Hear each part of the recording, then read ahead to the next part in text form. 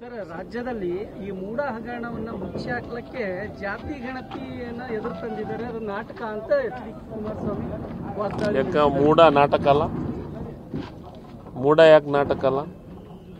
ನಾನು ಕೇಳ್ತೀನಿ ಕುಮಾರಸ್ವಾಮಿ ಅವರಿಗೆ, ಮೂಢ ಹಗರಣ ಅಂತಂದು ನೀವೇನು ಬಿಂಬನೆ ಮಾಡ್ತಿದ್ದೀರಲ್ಲ, ಆ ಮೂಢ ಹಗರಣದೊಳಗೆ ಮೂಢಗೆ ಎಂದಾದರೂ ಮುಖ್ಯಮಂತ್ರಿಗಳು ಸಿದ್ದರಾಮಯ್ಯನವರ ಇದು ರಾಜ್ಯದೊಳಗೆ ಅಧಿಕಾರದಾಗಿದ್ರ?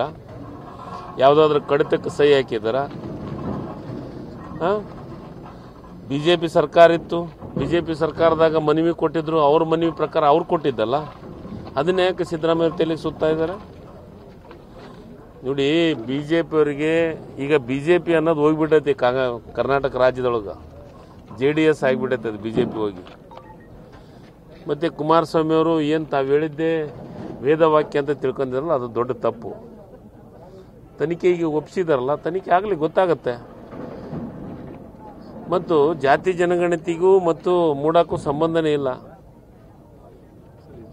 ಈ ಜಾತಿಗಣತಿ ವಿಚಾರದಲ್ಲಿ ಪಕ್ಷದಲ್ಲಿ ವಿರೋಧ ಇದೆಯಲ್ಲ ಸರ್, ಅದಕ್ಕೆ ಜಾತಿ ಜನಗಣತಿ ಸರ್, ನಾನು ಒಂದೇ ಒಂದು ಮಾತು ಹೇಳ್ತೀನಿ, ಅವತ್ತೂ ಮಾಧ್ಯಮದಾಗ ಹೇಳಿನಿ, ಇವತ್ತೂ ಮಾಧ್ಯಮದಾಗ ಹೇಳ್ತೀನಿ, ಇದು ಜಾತಿ ಜನಗಣತಿ ಅಲ್ಲ. ನೀವು ಅದನ್ನು ಬಹಳ ಸ್ಪಷ್ಟವಾಗಿ ಯಾಕೆ ನೋಡ್ತಾ ಇಲ್ಲ?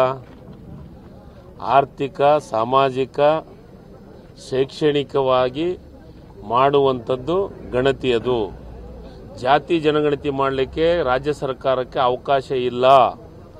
ಜಾತಿ ಜನಗಣತಿ ಏನಾದರೂ ಇದ್ರೆ ಅದು ಕೇಂದ್ರ ಸರ್ಕಾರ ಮಾಡ್ತಾ ಇರೋದು.